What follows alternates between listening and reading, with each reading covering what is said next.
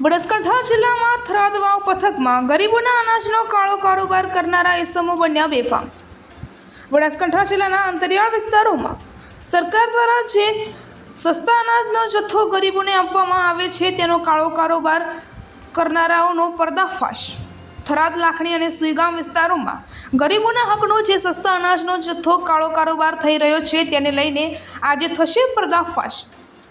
જિલ્લાના અંતરિયાળ વિસ્તારોમાં કોનો છે કાળા બજાર ઉપર હાથ તે ચર્ચાએ જોર પકડ્યું, કારણ કે છેલ્લા 1 વર્ષથી પિકઅપ ડાલા અને ડીઆઈ ગાડી તેમજ કેમ્પર દ્વારા રાત્રે અને થોડા દિવસે સસ્તા અનાજનો જથ્થો કટર પલટાવી બારોબારિયા કરતા ઉપર કેમ તપાસ થતી નથી તેને લઈને અનેક ચર્ચાઓ થઈ રહી છે। દુકાનદારો કડકી કરી પૂરતો જથ્થો ગ્રાહકોને ન આપવો તેના ઉપર પણ તપાસ થતી નથી।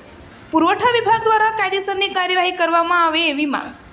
ગરીબોના કડકિયાઓને કાયદાનો પાઠ ભણાવે એવી માંગ મોડી રાત્રે થરાદ તાલુકાના ગામડાઓમાંથી પિકઅપ ગાડીઓ ફરીને કરી રહ્યા છે અનાજનો વેપલો। અહેવાલ રામજીભાઈ રાયગોર, બનાસકાંઠા।